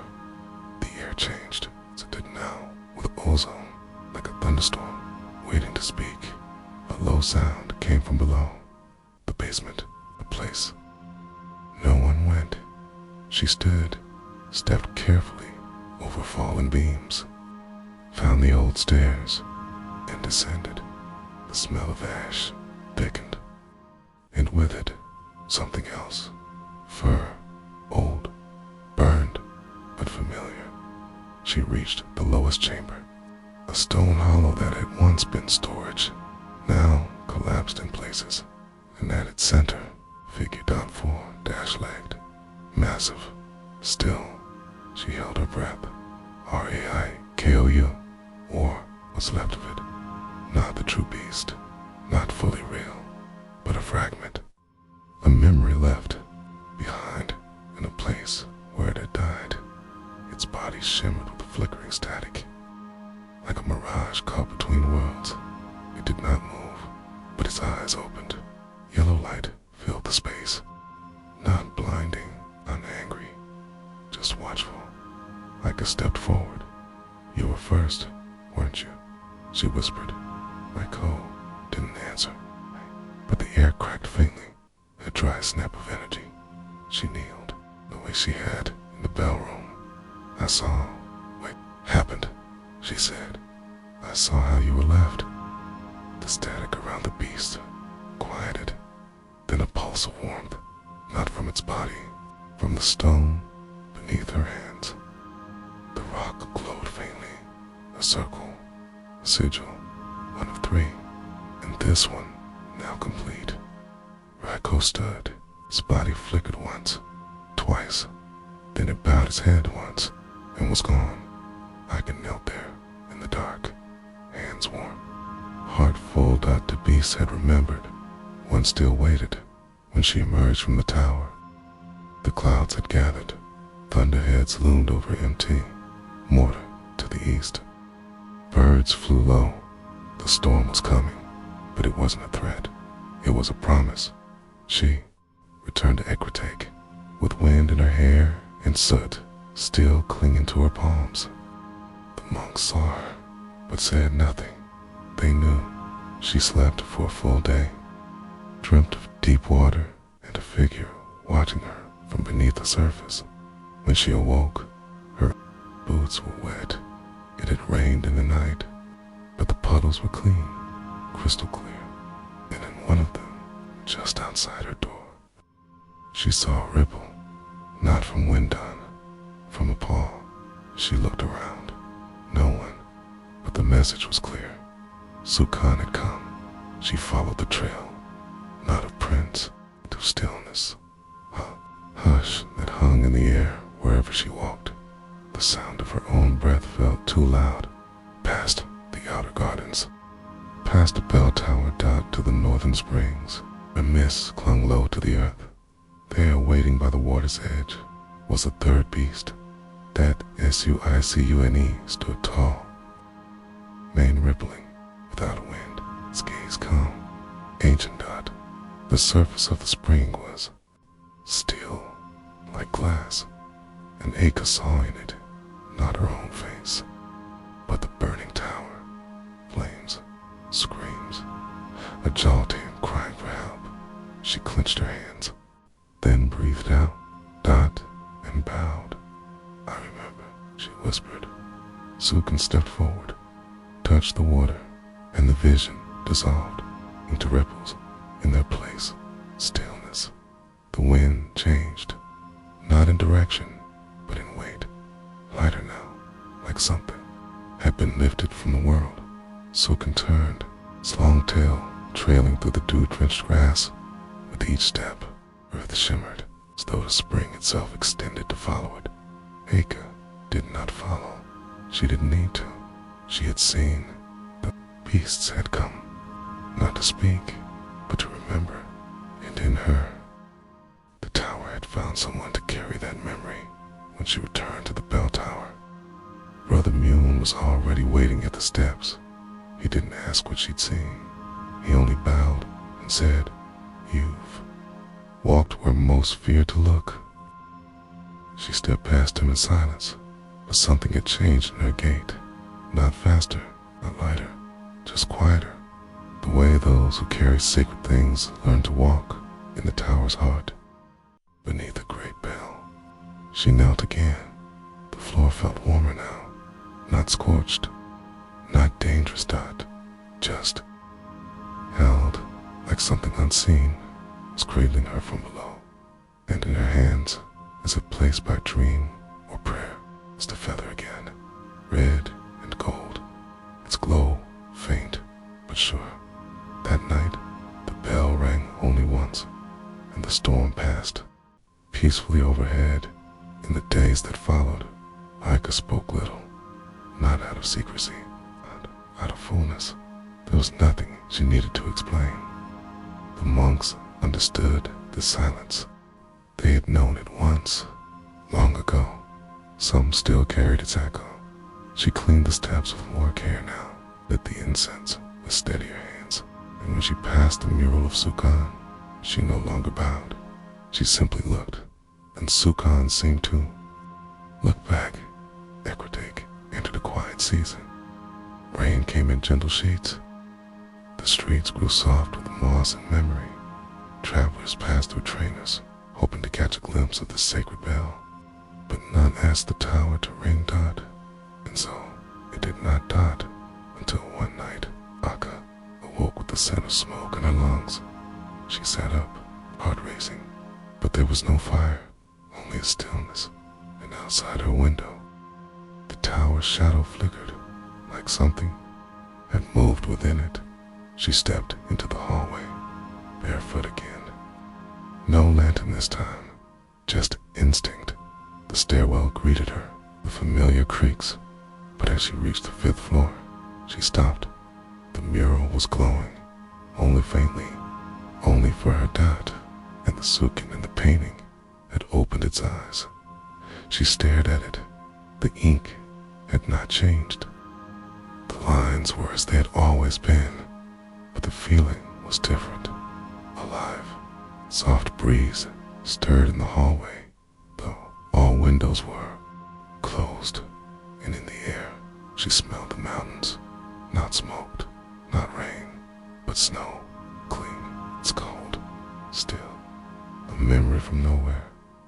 The mural faded, returned to silence, but the stillness lingered. She continued upward at the 7th floor landing. She heard voices, not loud, not real, just impressions. Children laughing, a barking, bell, the sound of paws on wood. She reached the bell room once more. This time, she was not alone. 3 figures stood by the window. Not beasts, not monks, just shadows.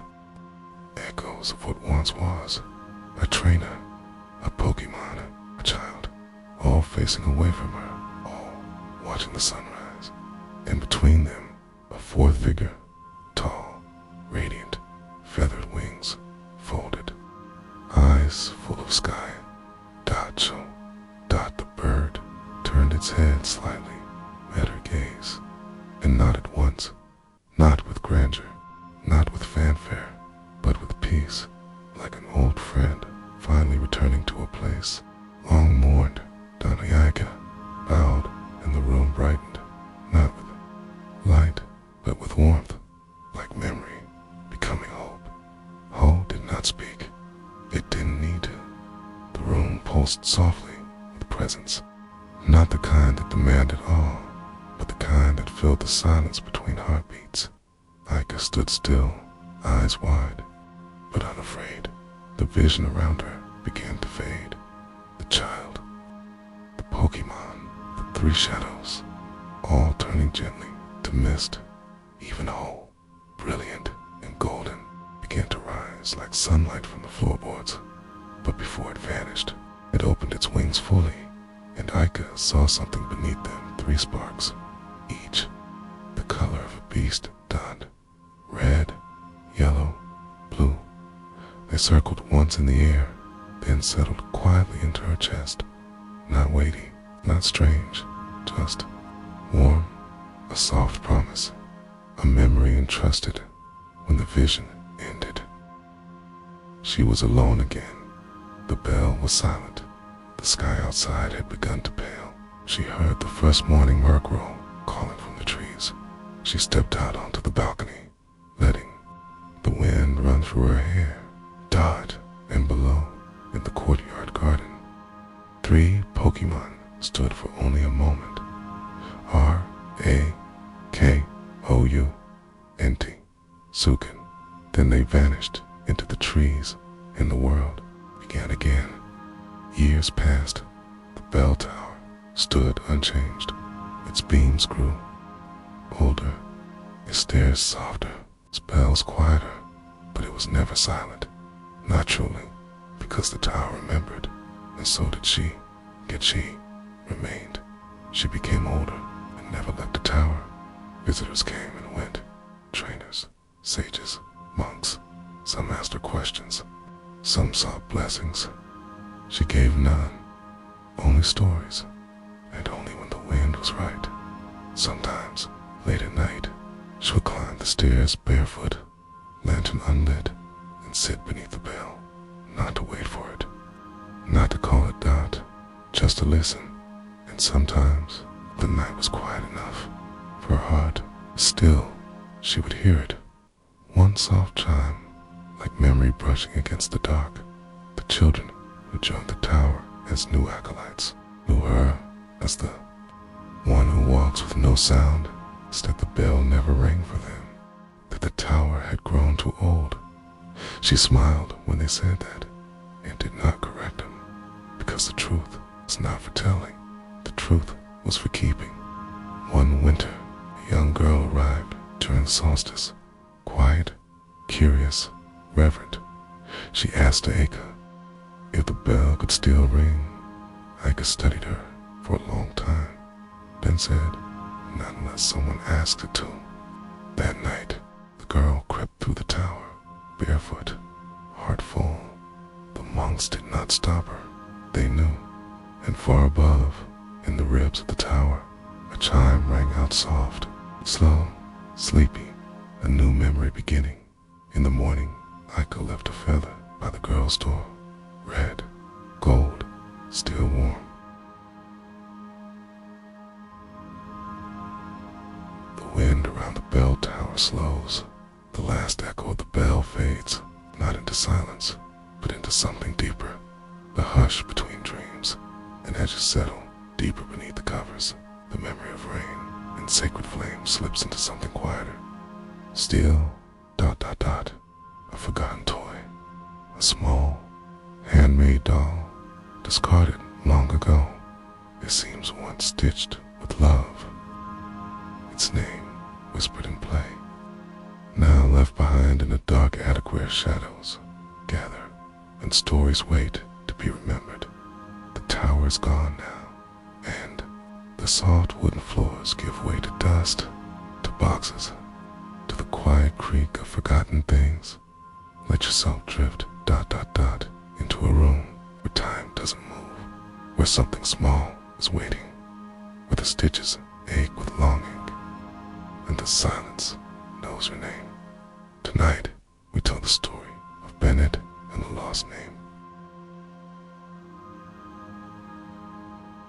In the attic of a house no one remembers, there sits a box with no label. It's covered in dust, tucked behind old holiday lights and brittle photo frames turned face down.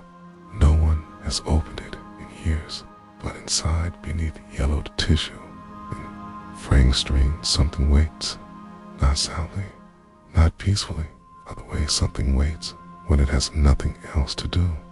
The house creaks at night. Some say it's just the wind or the bones of old wood settling into stillness. But if you're very quiet, so quiet, you can hear your own heartbeat, you might catch another sound. The faint whisper of fabric dragging across floorboards. A soft click like a zipper slowly opening up, and a voice high and small trying to sound like someone else. If it says your name, don't answer. It's not right away, because sometimes Banette forgets whether it's remembering his name or reaching for yours. Long ago, this house belonged to a girl named Mina. She liked buttons more than dolls, preferred scraps of felt and old yarn to anything store-bought. So she made her own, clumsily, lovingly, black cloth, pink thread, an uneven smile, mismatched buttons for eyes. She never gave it a name. It's just a test, she said, a practice doll. But she still kept it near her bed, still whispered secrets to it when the world downstairs was too loud. And when the family moved, as families do, the doll was left behind, not out of cruelty, just forgotten. It held that forgetting tightly, turned it into dust, into quiet. And in that quiet, something stirred. The doll went soft, now stiff with time, shifted. Something like breath moved through it. Not life, but something close enough to echo. Its zipper fluttered open. Its threads stretched. What had been nothing more than cloth and buttons became Banette. Not all at once, not with lightning, but slowly, the way a memory returns after years of sleep, the way sadness turns into shape. It wandered the attic first, dragged soft claws over the beams, peeked into boxes, listened to the silence. It didn't know what it was searching for, only that something had been lost, a voice, a name. And every night, when the moonlight touched the window just so, it whispered what little it remembered. Mina, as if saying it would stitch something back together, as if remembering could make the hurt go away. But the attic didn't answer, only creaked, years for someone to come, for someone to remember. Until one night, a girl walked past the gate, her scarf red against the dusk, and spoke a name she shouldn't have known. That name, and the attic listened, and Banette remembered. Banette waited until moonrise. It didn't know what moonrise was exactly. It didn't have the words, but it understood the light, how it spilled through attic cracks like cool silver, how it made the dust dance without sound. That's when it knew the house was quietest, when it could move. He crawled down from the rafters, its little claws clicking softly on old beams, not like footsteps, more like stitching, precise, unhurried. The house made no protest. The wood creaked once, then settled, down the hall, past the room with the broken clock, past the place where the wind whispered through the walls, toward the voice, the girl's voice, the one from the street. She was back. Banette didn't know her name, but names weren't necessary, not at first. It knew the shape of her laughter. It remembered how her words didn't scratch the air, how she spoke kindly to a leaf she stepped over. He pressed his face against the glass of the second floor window, button eyes peering down through webs. There she was, red scarf, big backpack, walking too slow for someone in a hurry. Banette tilted his head, watched her stop at the gate again. She looked at the house like it was sad, like she'd been here before. And then she said it. Mina, a whisper. It's not meant for anyone to hear, but when it heard, its seams tightened, its zipper clicked, and the air grew colder. The girl turned away and kept walking. She didn't know anything had changed. Didn't feel the press of eyes from above. Didn't see the attic window creak open just a little more than before. Banette watched her vanish into the fog. Then it sat back, very still. She had said the name, the one it clung to, the one that stitched it together. But she wasn't Mina, not quite, too tall, too careful. But maybe she knew her. Maybe she'd seen the past that Banette couldn't reach. And if she came back again, maybe Banette could ask. It spent the next 3 nights whispering to the attic, calling her back, not loud, just dot dot enough. It repeated the name, practiced it again and again, until it sounded almost human, almost gentle. Mina. The walls whispered it back, faintly. The house was beginning to remember. The 4th night, the girl returned. She didn't stop at the gate this time. She came closer. She crossed the yard. Banette watched her footsteps press into the old soil, could hear the way her breath caught when she looked up at the windows. Like part of her remembered a nightmare she'd never told anyone. She touched the doorknob. Old metal, cold, and locked. Of course, it was locked, but locks were only for people. Banette knew another way. It slid through the cracks on the wall into the floorboards behind the door, waiting. The door creaked open. She stepped inside, only the first room, only to look. But it was enough to feel the quiet, enough to feel watched. She didn't scream, didn't run. She stood very still and said it again. Mina. Banette's zipper pulsed. That name again, soft as a thread pulled tight. This girl's name wasn't Mina. Banette knew that now. When it crept closer, clinging to ceiling beams like a shadow left behind, it heard what she called herself. Ellie, with the quiet voice. Ellie, who smelled like lavender and dust. Ellie, who touched the walls like she was asking permission. Banette liked the way she moved. She didn't step hard, didn't barge in. She looked at everything like it meant something, and maybe that was enough, even if she wasn't the one. Ellie moved from room to room. She wasn't searching, not really. She was remembering.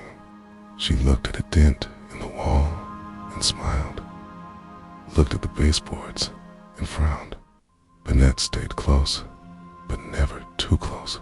Didn't want to frighten her, not yet. It just wanted to listen. And then, in the back room, Mina's old room, Ellie stopped. She walked to the closet, knelt down, and pulled out an old shoebox. Inside, photographs, crayon drawings, a piece of pink cloth, and one tiny button, a black one, just like Banette's. Ellie didn't know what made her look up. Maybe the cold, maybe the way the light dimmed. But when she did, she saw it, half hidden behind a cracked mirror pressed against the ceiling. A doll, old, stitched, silent, watching her with mismatched eyes. She didn't scream. She just whispered, "You're still here." Banette did not move, not at first. Hung in the shadows, watching Ellie cradle the box.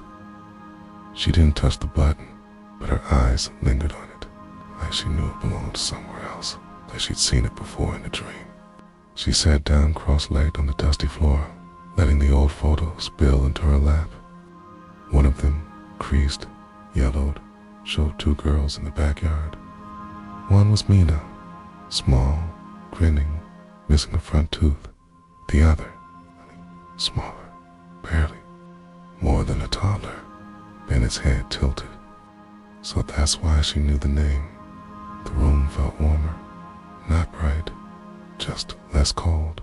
Banette slid slowly down the wall, careful not to creak. Its zipper ticked open a little. It didn't want to hide anymore, not from her. Ellie turned, and for a moment, their eyes met. Her breath caught in her throat. The doll blinked. Or maybe it didn't, but it felt like it did. A silent moment passed between them. Not fear, not quite recognition, but something like longing. Ellie didn't speak, but she reached into the box and lifted the black button with gentle fingers. She held it out and whispered, "This was yours, wasn't it?" Banette stepped forward, just one step.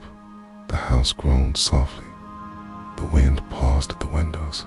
The button floated from her hand, lifted by nothing, and hovered by Banette's chest. It settled just beneath the red mouth, pressed gently into place, and stayed as if it had never left. Banette stood still, super silent, and in the quiet, Ellie whispered again, "I remember you." She stayed longer that night. Sat with it, Banette on the floor, holding the rest of the old buttons, sorting through memories she hadn't known were hers. Banette didn't speak, couldn't, but it leaned against the wall beside her, its fabric skin softening in the warm air. Its zipper no longer hissed, just fluttered like a sigh. Ellie found Mina's diary in the drawer. She didn't read it aloud, just opened it to the first page.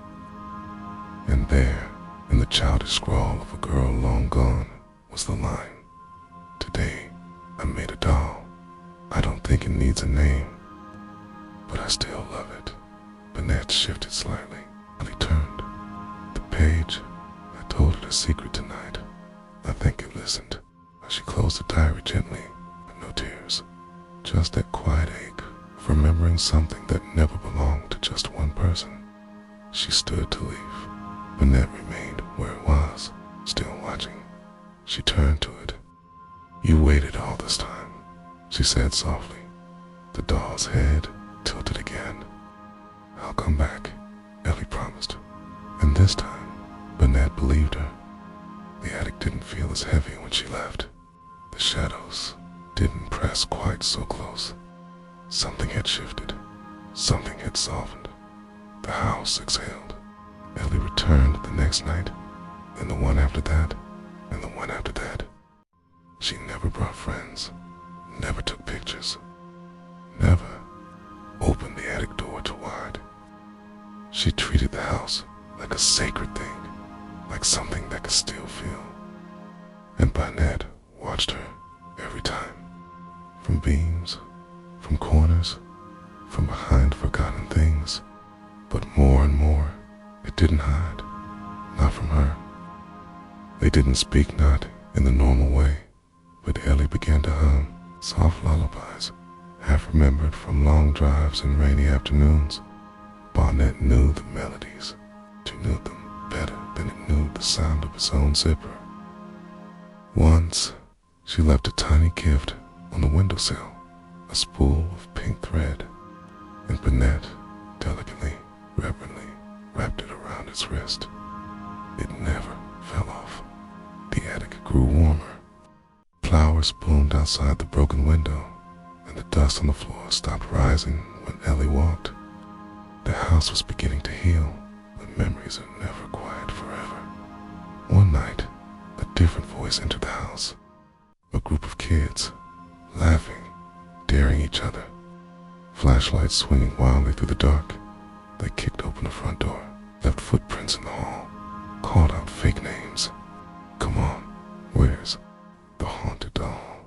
Banette froze beneath the rafters, its body stiff. The house creaked in protest. Ellie wasn't with them. They weren't supposed to be here. They didn't know the rules. One of the boys found the attic ladder, pulled it down, climbed. Hey, I found something. He stepped onto the floor, shone his light right into Banette's eyes. The doll didn't move, didn't breathe. The boy laughed. Looks like someone's art project. He reached out a hand and touched the zipper. Banette twitched. The boy recoiled, but then he grabbed it, held it up by the arm. Let's take it. The house groaned. The walls pulsed. The attic door slammed shut behind him. They found him the next morning, curled in the attic corner, eyes open, unblinking. He was fine, at least that's what he told everyone, but his hair had turned white at the edges, and he never spoke of that night again. When his parents came to get him, he begged them not to bring him back. Didn't say why, just cried and refused to touch any toys for a long, long time. Banette sat where he had left it, zipper closed, eyes dim. It hadn't hurt him, not really, just reminded him of what forgetting does, of what stories become when told without care. Ellie returned that evening, saw the footprints, felt the cold as she ran up the attic steps, 2 at a time. When she saw Banette, she rushed forward and held it, not like a toy, like a friend. I'm sorry, she whispered. And for the first time, Banette blinked. That night, Banette sat in the middle of the attic floor, Ellie beside it. They didn't speak. There were no stories, no games, just quiet. And in that quiet, Banette felt something it didn't have a word for. Not warmth, though it felt warm. Not comfort, though it wasn't afraid. It was something older, something small and whole, like being remembered.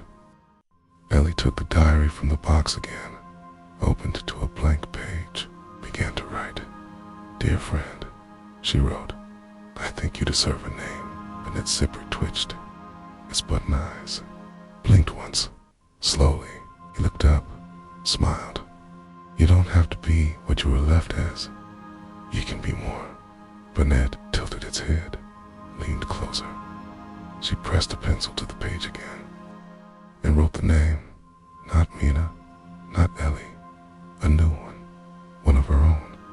She whispered it once, and Banette's mouth, stitched shut for decades, moved with her, a breath, a shape, a beginning.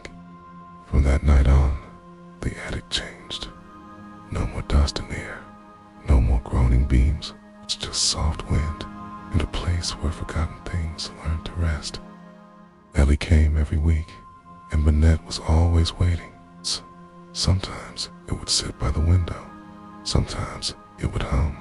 Other times it would vanish into the house, and Ellie would wander the halls, laughing gently until it returned.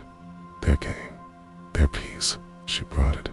Tiny gifts, a spool of yellow thread, a pebble from the river, a hand-sewn scarf, no bigger than her palm.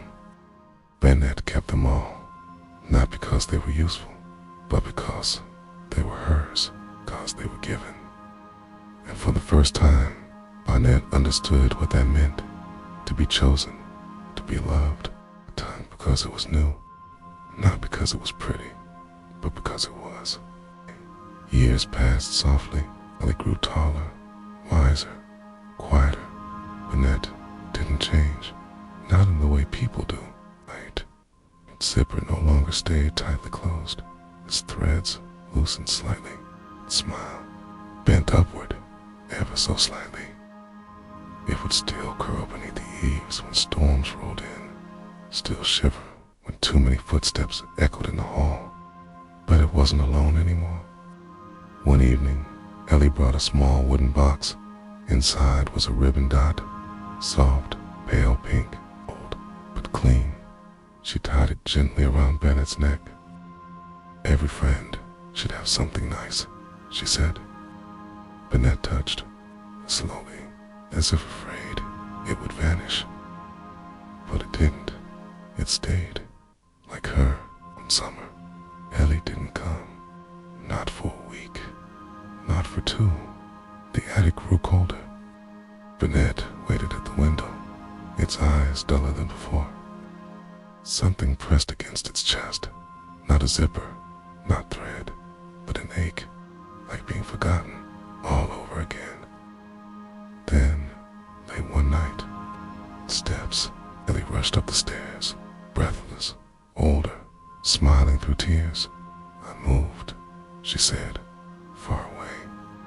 I couldn't tell you. She took Banette's hand. I missed you. And Banette leaned into her, not to scare, not to warn, but to remember her scent, her voice, her name. She placed a photograph on the attic floor. Her new home, little garden, a sunny window. Would you come with me? She asked. Det looked at the picture, then at her, and nodded. Once, Ellie came back the next morning with a cardboard box in careful hands. Banette didn't resist, didn't hide, climbed in quietly, holding its ribbon. The attic watched, did not creak, did not groan. It simply let go. The house was ready to forget, and Banette was ready to be remembered in a new place. In her new home, Ellie placed Banette by the window, next to a potted plant, a candle, a photograph. And every night before bed, she whispered its name. Not Mina, not Ellie's, its name. And it hummed back, softly, sound like thread through cloth, like peace, like the closing of a zipper. And if you walk by Ellie's house at night, you may see it sitting there in the window's glow, still, safe, smiling.